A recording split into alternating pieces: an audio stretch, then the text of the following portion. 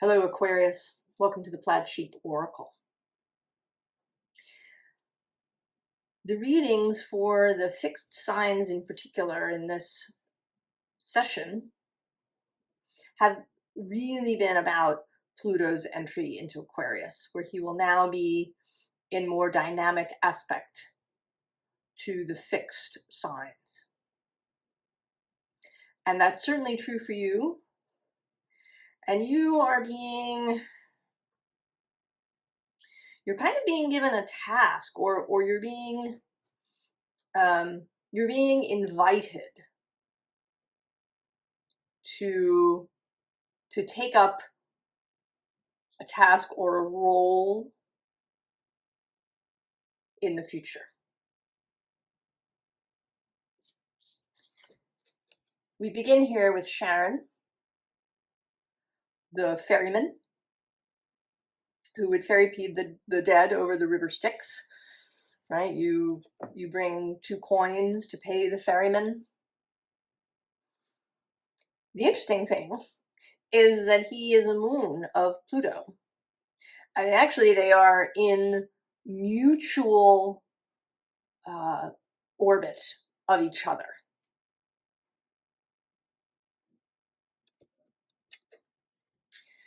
And that is an important aspect.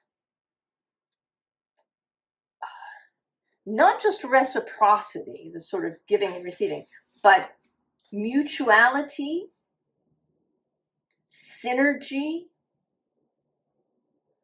partnership. The visible underlying, which is not surprising at all, is fear. And below that, the Sibyl with foresight. I say quite frequently that when I think of myself as an oracle, I don't think of myself as revealing what will be, but as what might be. And in my own personal practice, I want not to think about what will be, but what I would like to be. Now, I'm just noticing now, also there's a 12 and 13 going on here.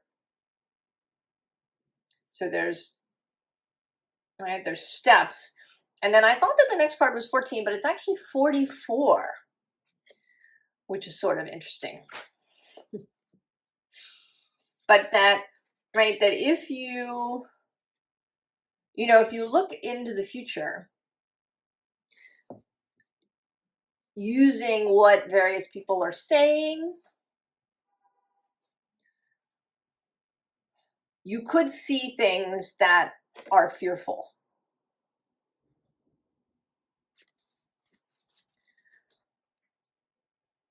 So the question is, how do you want to proceed with that? Do you want to get caught up in the fear? Or do you want to see it from a different angle? Because then the unseen underlying is this dragon card with treasure. And I would add power. And wisdom, right? Deep intelligence, this dragon energy.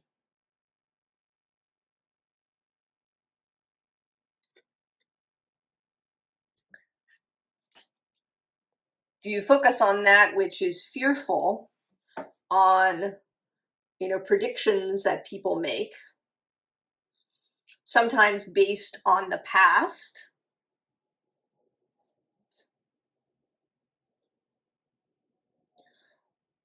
Or do you want to create a future?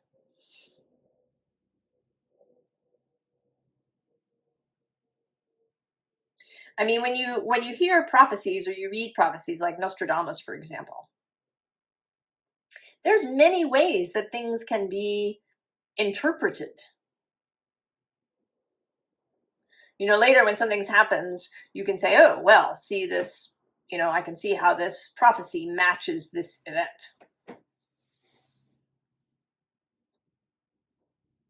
But there might be another way that it could match the event that's more positive, that's more expansive, that's more about growth and love.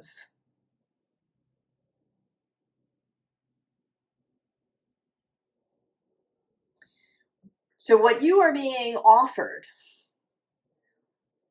is to be a different kind of water bearer, right? Aquarius is the water bearer. But here is the Knight of Cups, who also is a water bearer. He's, right, in most cards, he carries a cup.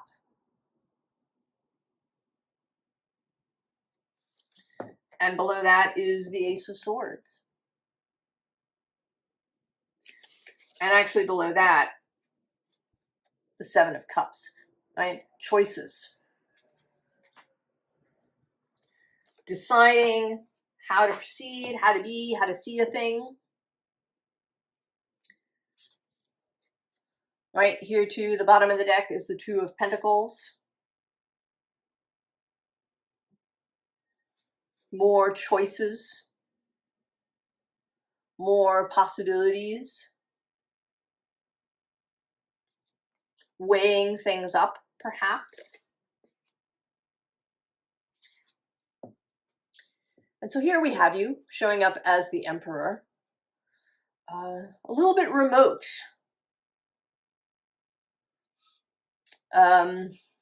You know, Aquarius is seen as the sign, right, of community and of the people, as the humanitarian sign. It wasn't really that in the ancient world, but it's kind of come to take that on.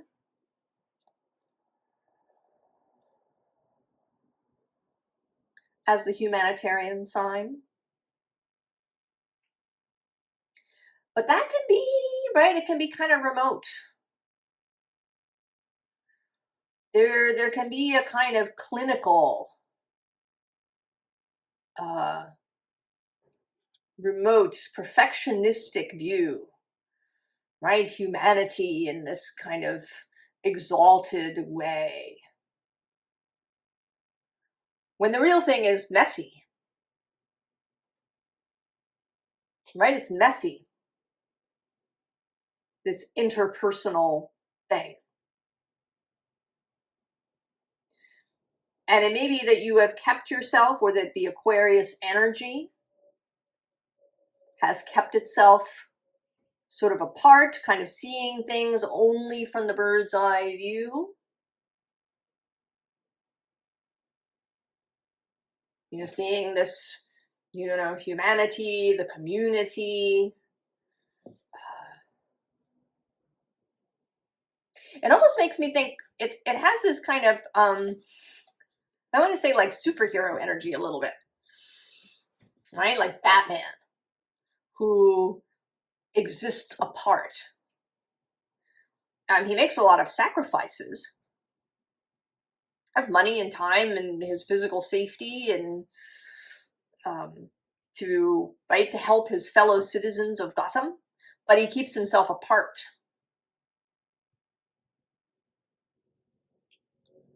Right? There's a separateness there. And where you are being invited is into the Two of Cups.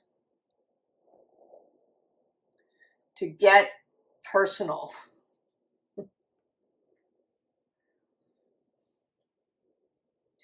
To move out of this kind of bird's eye view, to interact with people really on a one-on-one basis.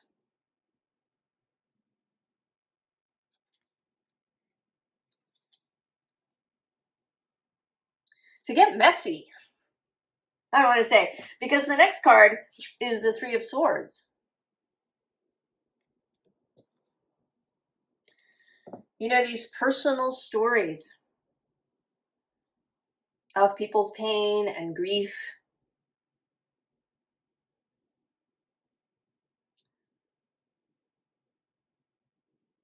and also of how, right, how the personal becomes the transpersonal,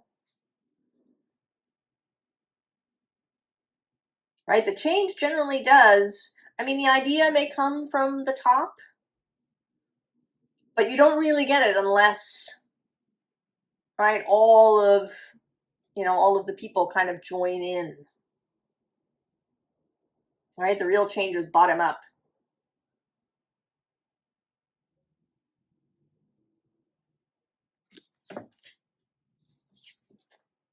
And then there's the sun. So to see clearly, to bring some clarity to other people, to bring optimism to people. I think it's also, you know, changing, right? Changing the fear level on the ground. Doing that from the top down, I think, is challenging because there is so much big messaging, you know, coming from government, coming from, you know, social media, coming from media,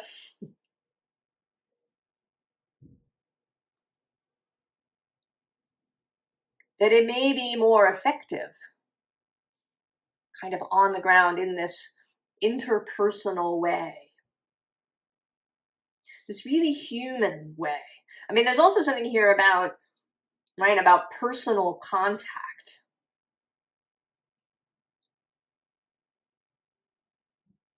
Right, we have cups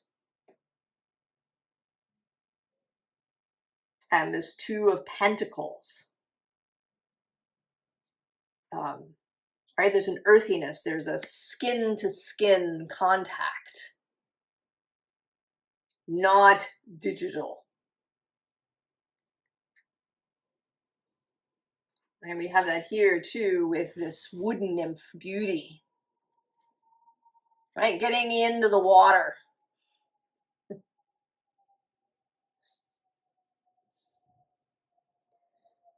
Being less remote.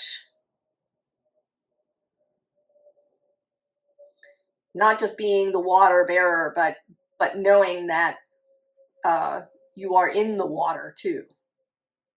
That you are not separate from it. And right below that we have strength. That your strength and ours comes through this physical path, through our life as physical human beings. The bottom of the deck is this bee spirit with prosperity. Carrying this possibility with you. This kind of optimism. Right? Into the passage. I mean, I see you here, right? You're in your red dress, ready to go. You're filled with passion, with love, with optimism. You do have a vision of how it could be. But you're hesitating a little bit. It is a little tricksy. You know, if you're into this astrology stuff,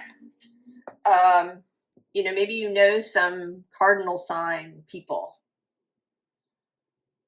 Capricorns, Aries, Libras, Cancers. Maybe you've been watching their experience with Pluto and you're feeling a little nervous about it. All right, you're feeling some of this fear.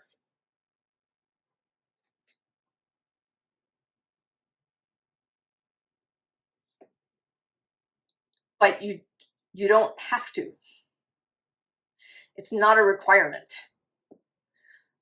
Suffering, pain, all of these things can be real catalysts to change. Absolutely. And many of us, right, we end up in this spiritual sphere because we feel like crap. And we don't want to feel that way anymore. But it is not a requirement.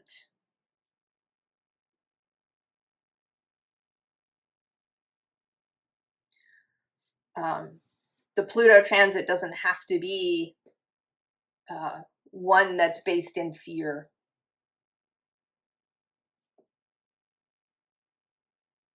There may be revelation. I'm going to say there will be revelation. New ways of seeing things. New ideas, right? This Ace of Swords that you've never had before. New conceptions. But it is not required that you be frightened or that you suffer through this. If you move in partnership.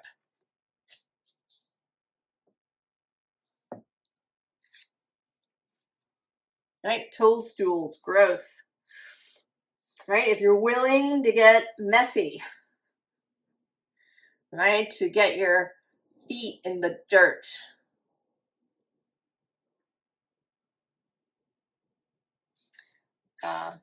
What's popping into my head now is this original Star Trek series episode called The Cloud Minders. And in it, there's this, very intellectual, gleaming white kind of society that lives up in the clouds, kind of. And then there's the people who are doing the actual work, kind of down below, and they're messy and muddy. And of course, there's stuff there, about economic disparities and all of these things. But here it's coming through really as, kind of pure intellect or possibly pure spiritual attainment. Staying in the meditative state for hours and hours every day. The living on a mountain or in a temple somewhere. Or like getting out there, right? Being a monk or being a friar. Friars went out. They met with people, they helped. They got messy, they got dirty. They encountered lots of emotions. They encountered other people's grief. There's a willingness that's needed, a willingness to get to grips with all of this stuff. And the way to be in this without kind of losing yourself is this card, right? The space of yourself. Somewhere in your own mind, and I think in your own life, that is a retreat. Ways that you are nourished, ways that you come back to yourself. There might be practices, there might be meditation, contemplation, divination, speaking to your guides in whatever way that you do that.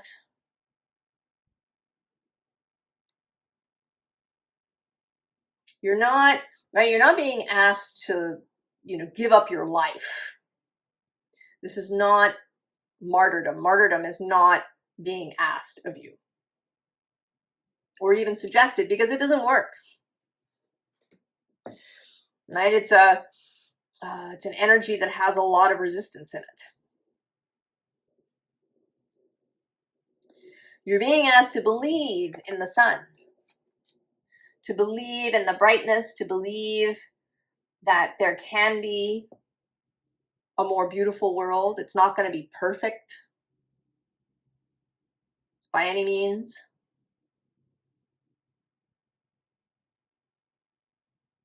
but it won't be this chaotic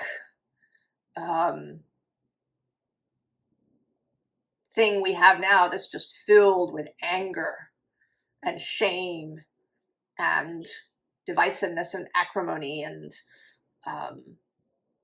you know, everybody getting into their own little shell.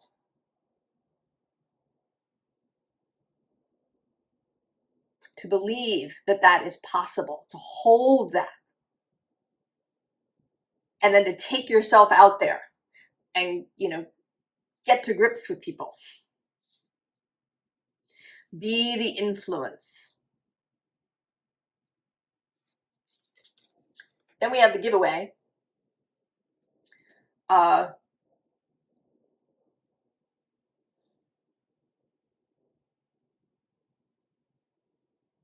actually what this feels like today is less like a giveaway and more like you changing a light bulb. Right? Like you are turning on the sun. You're readjusting this light that maybe, you know, maybe it needed to be cleaned off. Maybe it needed to be, you know, have the light bulbs changed. Maybe it, right?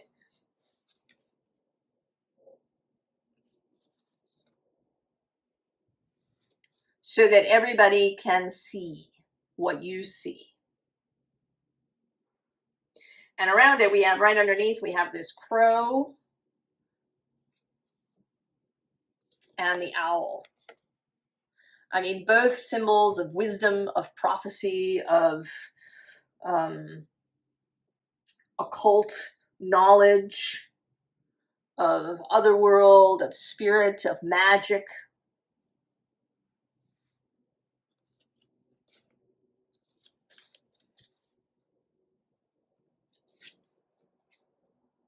And then the middle world, which also has this, right? It has this sort of bubble kind of arrangement going on like this. But I kind of see it as expanding out. You know, this bubble is sort of fixed, right? It's a piece of glass, right? It's a container for yourself. This is a bubble that's going to grow outward. So that it encompasses more and more and more of the world.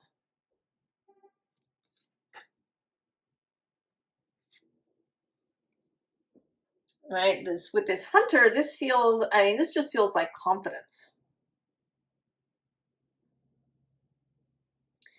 And also a sense of awareness.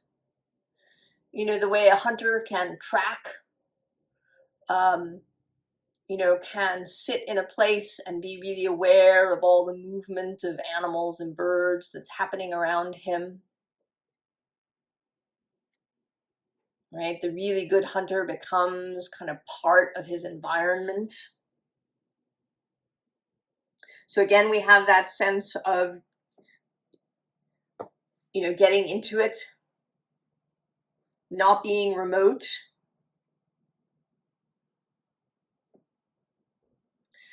You know, I feel like this is a hunter who spends time really observing the animals and the environment. You know, really getting to know their lives.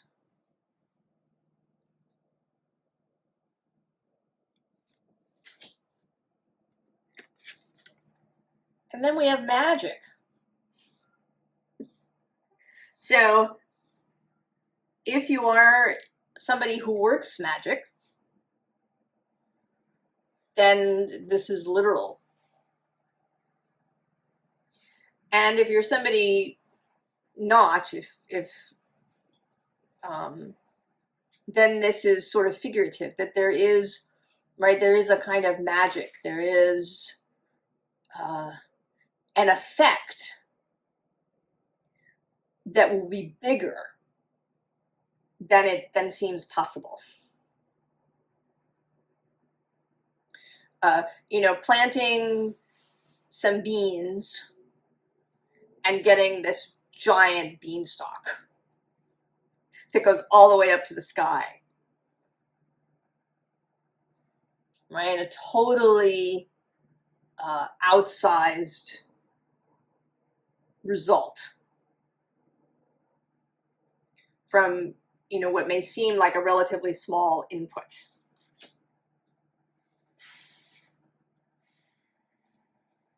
And so we have strength. I mean, we have strength. The bottom of the deck is the Two of Cups. And then under strength is the Lovers. So there is strength in this, right? There is strength in creating really personal relationships. There is strength to getting messy. And there is also strength to be given to others in this way.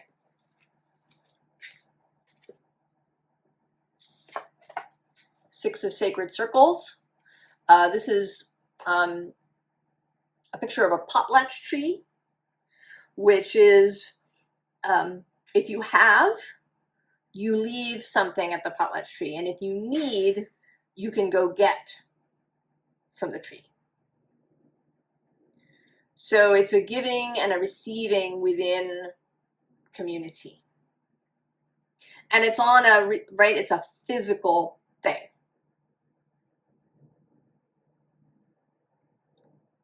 Rather than a digital one.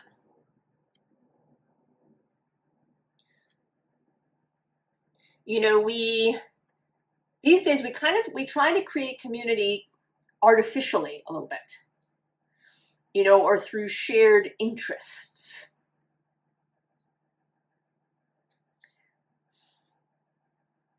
Right? People come together in forums or in groups online.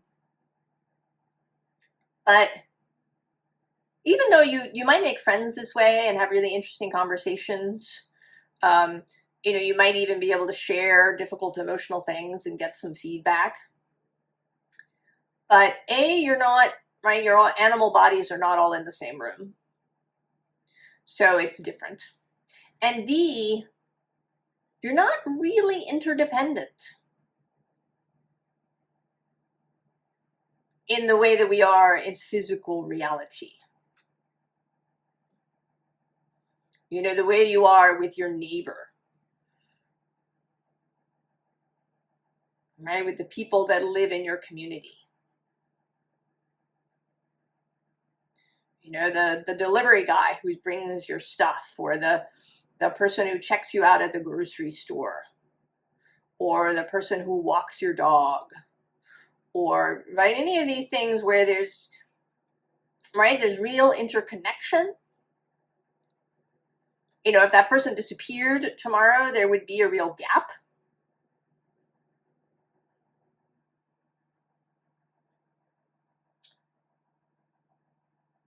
So that, right, that's, right, this grassroots, boots on the ground, feet in the mud kind of connections. And then we have the Ten of Swords with the corpse. The corpse of the past. The way that you thought before. Maybe the way that you viewed humanity before, or the people around you. Perhaps the way that you've kept yourself remote.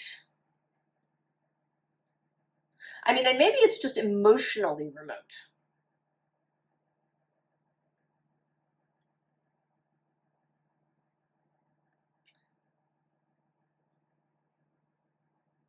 So you're gonna leave this behind, right? This is one of my favorites, right? He's just saying there's nothing to see here. Keep going. You're gonna walk past all of this mental gack that you want to leave behind. And then we get Temperance, yet another kind of water bearer.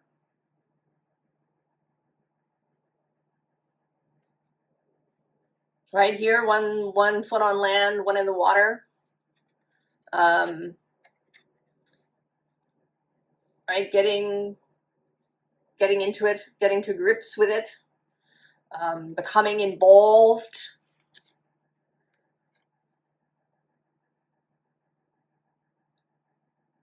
But with compassion.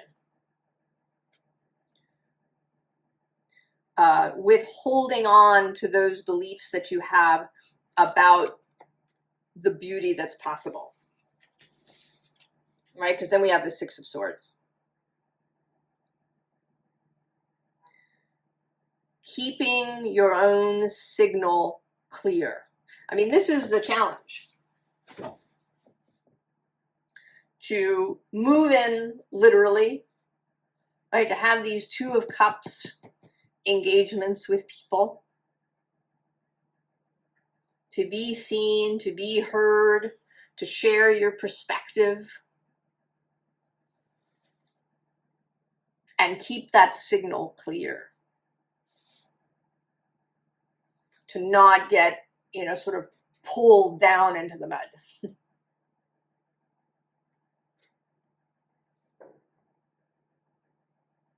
That's the challenge. And we have here this King of Pentacles, and this could be, right, this is, he's sort of covered up here, right? You could, I almost see it, as if the earth is kind of creeping up and taking over. He's become, too attached to this throne. But right behind him is the sun. It's right behind him. Right? So here in the formal advice, keeping the signal clear for yourself. The other two cards here, we have the Seven of Swords, Seven of Wands, we have the Four of Cups, and then the bottom of the deck is the Five of Swords. So keeping that sun clear for yourself.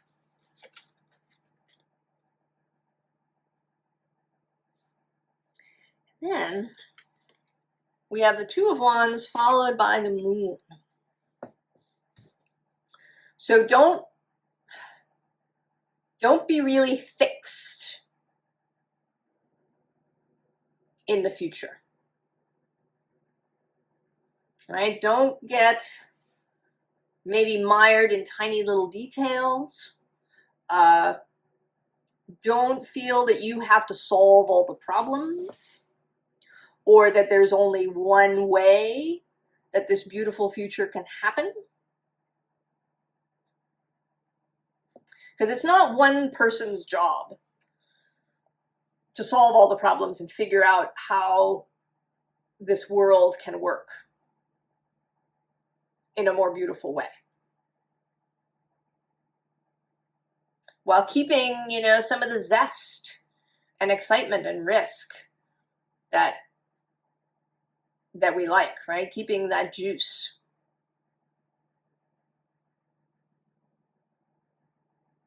We don't really want the world, or at least I don't want the world to turn into like a giant ashram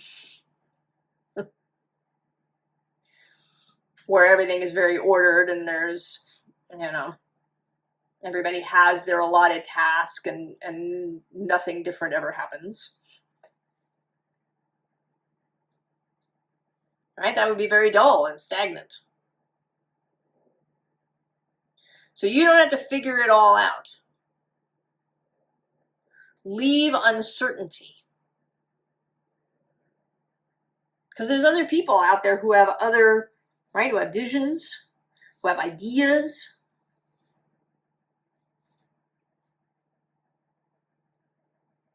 Maybe you have one idea about some particular aspect.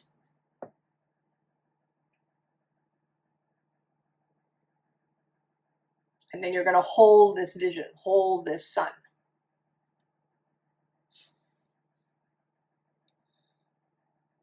But you don't have to know, right, every detail of the future laid out. Right? The Chariot. This is about how things feel. You know, how do you want the future to feel?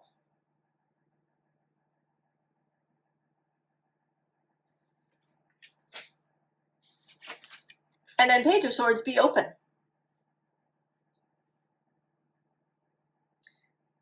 It's the King of Swords that's usually associated with Aquarius. But we want a more youthful, more beginner mind energy here. Being open to new ideas, new possibilities.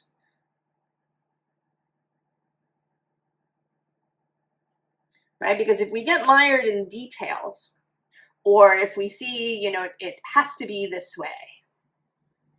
And Aquarius is a fixed sign. There can be a tendency to get attached to a particular way of working or to a particular framework.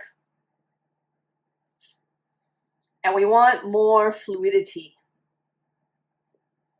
Right? A little bit more of that Uranus energy, which we actually have here in this. I didn't show it, but I'm going to show it now. The other thing at the bottom of this deck is the Tower. So this Uranus possibilities, right? That things can change and change in unexpected ways. So, right, what we want is this light, this optimism,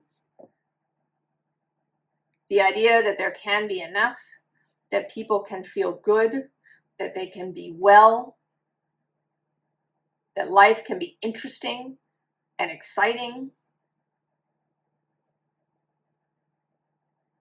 and to carry that energy forward without having to decide all the steps ahead or trying to see all the steps ahead. So that ability to sit in the uncertainty,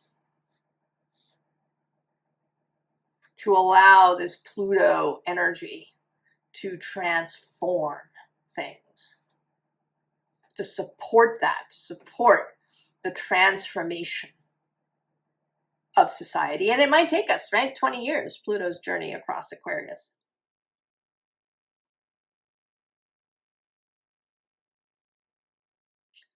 So, Aquarius, that's the invitation. I hope you accept it.